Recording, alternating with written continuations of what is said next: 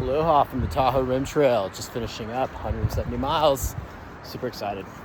So one thing that I've seen come up a few times is let's talk about rattlesnakes. So you're on trail, you see a rattlesnake. I've seen people get upset that hikers will move snakes off trail.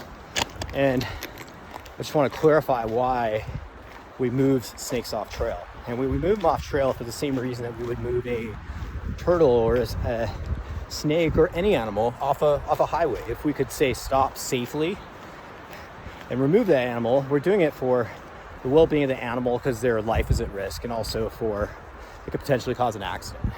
And on trail, a snake, they get stepped on all the time. They're dead.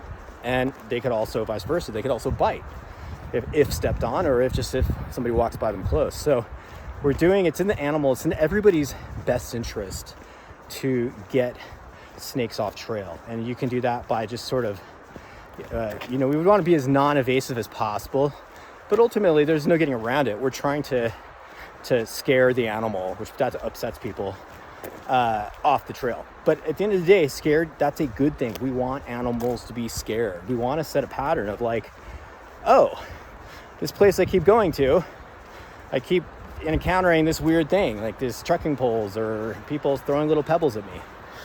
It's sort of the lesser of two evils. Leaving the animal and dying, or having to interact with it in the least evasive way as possible to get it off trail. So that might be using a stick, throwing small pebbles by it. You don't need to hit it. We're not trying to throw rocks at snakes. Nobody's trying to damage or hurt snakes. We're trying to do what's in the best interest of the snake. So we want to just finagle them off trail. I like to not just get them right off the trail, because then I'm like on the side of it, because they can come back on trail. I'm kind of, in a way, I might be setting a trap for a hiker behind me. So if possible, I want to do what I can to get them as far away from the trail as possible. And as gently as possible. Nobody's hurting snakes. We're not, you don't even have to touch the snake. Sometimes just the motion, a trekking pole, is enough. They get the hint. Except for when we're coming into summer, we've got snakes that are coming out of hibernation or whatever it is they do all winter long. In the game, we call that winter snake shit. WSS, represent.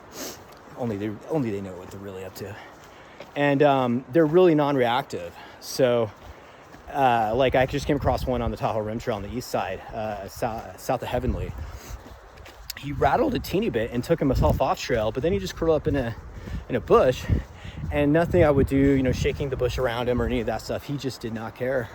And I experienced that firsthand when I was on the PCT. That's how I got my trail name. We were coming up to Wrightwood also in a ski resort. The ski resort there, below the chairlifts, and I kind of pulled over to the side of the trail to take a piss. Nice breeze. I'm enjoying myself. Almost to town for a resupply. I look down and I'm pissing on a rattlesnake, and I jump back. It really, really scared the shit out of me. I jumped back. I almost ate shit. My adrenaline's going, and he's soaked in piss. And he just was non-reactive. He never rattled once. You could have poured, just kept pouring water on him or whatever. That's just how they are when they are coming out of winter and when they sun. And the way that I got my trail name from that was because I baptized that snake and I absolved that serpent of his sins. That's when I became the Baptist. True story. Do your best to not pee on rattlesnakes. And it's a compassionate thing sometimes to scare animals. It's in their best interest and ours to scare them off trail, get them off trail, do whatever it takes. Hope everybody's well. Rastafari.